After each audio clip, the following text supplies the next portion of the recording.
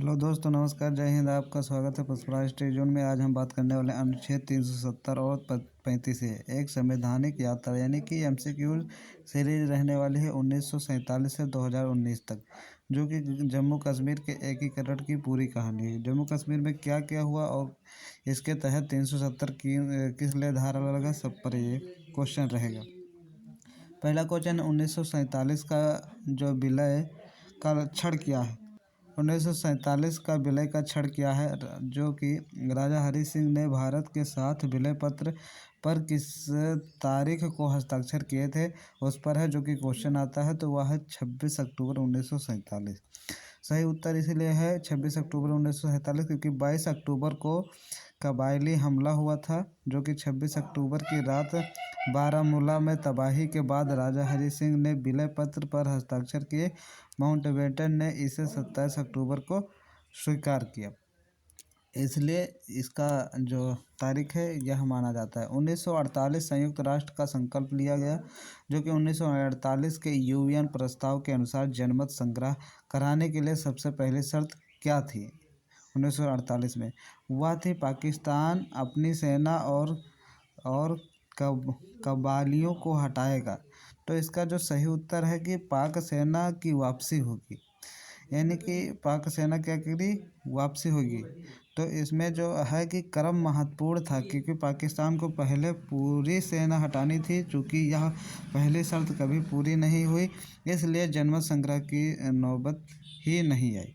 इसलिए पहले भारतीय सेना में कमी थी या जनमत संग्रह, पहले पाक सेना वापसी होना था, इसलिए नहीं हुए, तो यह जनमत संग्रह नहीं हुआ।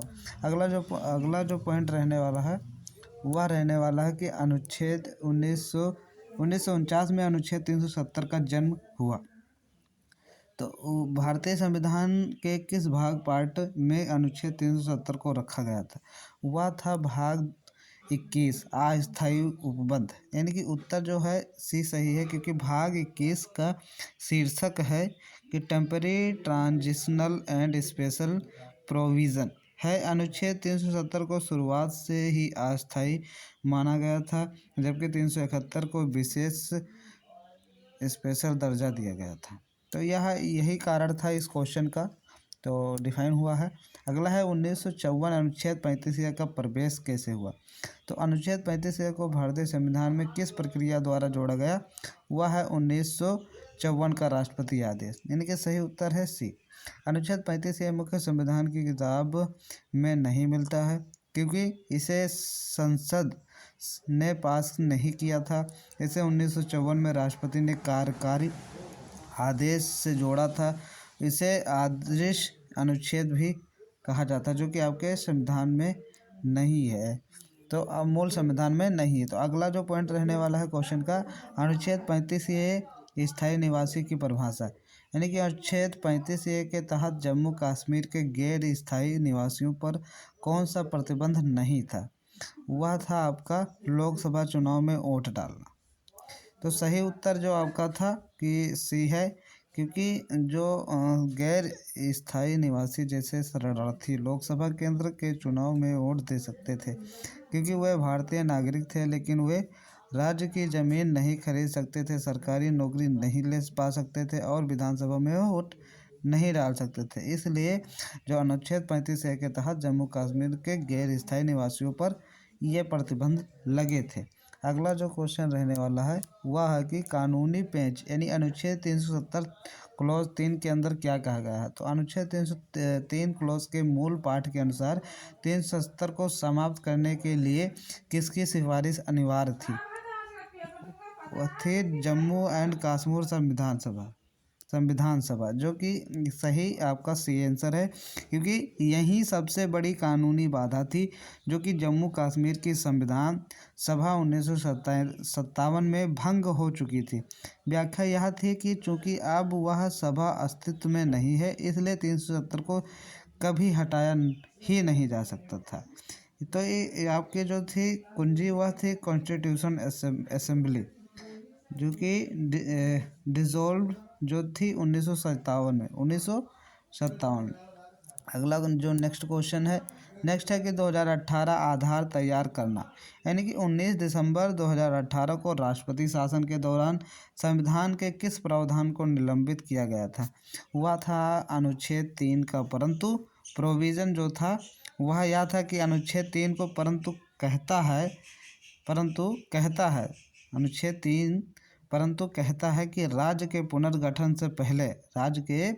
से पहले वहाँ के विधानसभा की राय लेनी होगी। इसे सस्पेंड कर दिया गया ताकि संसद स्वयं राज्य विधानमंडल की शक्तियाँ ग्रहण कर सके और पुनर्गठन बिल पर विचार कर सके। प्रोविज़न जो आर्टिकल 3 था उसको क्या किया, तो दिसंबर कितने दिसंबर को, यानी कि आपका जो ये था प्रोविज़न दिसंबर 2018 को लागू किया गया, कितने 19 दिसंबर को। तो इसके तहत यह सिस्टम हुआ। अगला क्वेश्चन जो है उसका मतलब समझ लीजिए। 5 अगस्त 2019 यानी पहला कदम 2019 के आदेश द्वारा अनुच्छेद 367 में संशोधन करके संविधान सभा का अर्थ क्या बताया गया? वह थे राज्य की विधानसभा। सरकार ने अनुच्छेद 367 जो संविधान की व्याख्या करता है मैं एक क्लॉज जोड़ा। इसके अनुसार अनुच्छेद 370 क्लॉज 3 में जहां संविधान सभा लिखा है उसे अब विधानसभा पढ़ा जाएगा। क्या लिखा था, यानी जहां संविधान सभा लिखा था उसे अब क्या बोला जाएगा, विधानसभा। क्योंकि विधानसभा भंग थी इसलिए इसकी शक्तियां संसद के पास आ गई थी। तो यह कॉन्स्टिट्यूशन असेंबली को हटाकर आर्टिकल 360 को मॉडिफिकेशन करने के बाद लेजिस्लेटिव असेंबली कहा गया, यानी कि संविधान सभा को हटाकर विधानसभा कहने का निर्णय लिया गया 2019 में 367 के संशोधन के अधिनियम से। अगला जो पॉइंट रहने वाला है नेक्स्ट वह है कि 5 अगस्त 2019 को दूसरा कदम क्या उठाया गया था? वह था अनुच्छेद 370 को प्रभावी रूप से समाप्त करने के लिए राष्ट्रपति ने किस अनुच्छेद का प्रयोग करके चालू किया था? वह अनुच्छेद 370 क्लॉज 3 के अंतर्गत आता है। तो उससे क्या किया गया था? प्रक्रिया यह रही कि संसद राज्य विधानसभा के रूप में सिफारिश की।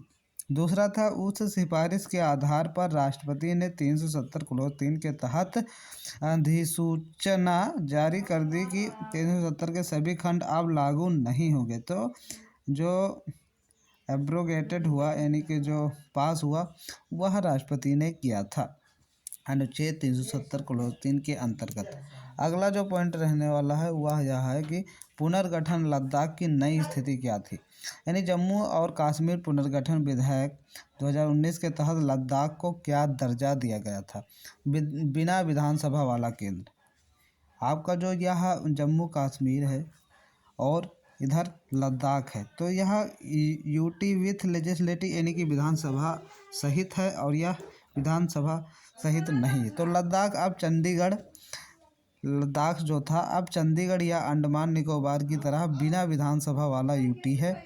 वहाँ उपराज्यपाल लेजिस्लेटिव तो का शासन होगा। दूसरी ओर जम्मू कश्मीर विधानसभा वाला यूटी बनेगा। अगला पॉइंट हम देखते हैं नेक्स्ट क्या है क्वेश्चन, नई प्रशासनिक वास्तविकता क्या है? जम्मू कश्मीर विधानसभा अब संविधान के किस अनुच्छेद के मॉडल का पालन करेगी? वह था 239 ए पांडुचेरी मॉडल। उसका सही उत्तर इसलिए है क्योंकि दिल्ली 239 AA के पास पुलिस और पब्लिक ऑर्डर नहीं है। जम्मू कश्मीर को पांडुचेरी मॉडल 239 ए पर रखा गया है, लेकिन पुलिस और कानून व्यवस्था केंद्र उपराज्यपाल के पास रहेगी। जैसे दिल्ली में पुलिस या पब्लिक ऑर्डर केंद्र माना जाएगा और फिर पांडुचेरी में police public order plus UT कुछ प्रतिबंध रहे, लेकिन जम्मू कश्मीर में पुलिस पब्लिक ऑर्डर केंद्र उपराज्यपाल सारी चीज़ें रहेंगी। अगला जो है इसके बारे में बात करते हैं कि ऐतिहासिक संदर्भ एकीकरण के प्रयास कैसे हैं? हैदराबाद रियासत का भारत में विलय कराने के लिए सरदार पटेल ने कौन सा ऑपरेशन चलाया था? वह था ऑपरेशन पोलो। सही उत्तर सी है क्योंकि डॉक्टर जो उनके तुलना करते हैं जैसे कि जो कि करते हैं कि जैसे हैदराबाद 1948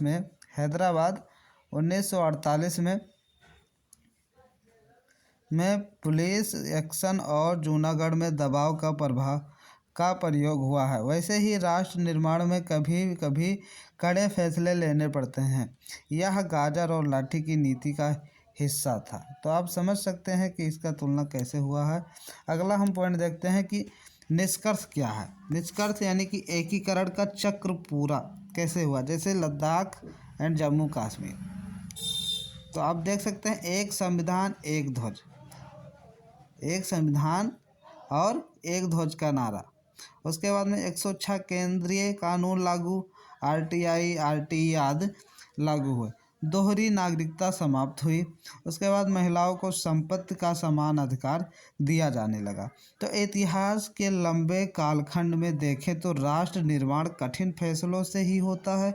1947 की अनसुलझी कहानी 2019 में एक निर्णायक मोड़ पर पहुंची थी। तो बच्चों, ऐसे वीडियो अगर आपको अच्छी लगती हो तो आप मेरे चैनल को सब्सक्राइब ज़रूर कर दें, क्योंकि आप जब सब्सक्राइब करते हैं तो मुझे मोटिवेशन मिलता है, मैं उससे आपके लिए वीडियो बनाता हूं। अगर आपको नेक्स्ट टॉपिक पर जिस सब्जेक्ट पर या नेक्स्ट टॉपिक पर जैसे वीडियो चाहिए, आप कमेंट कर दीजिएगा, वीडियो आपको उसी कैटेगरी पर मिल जाएगी।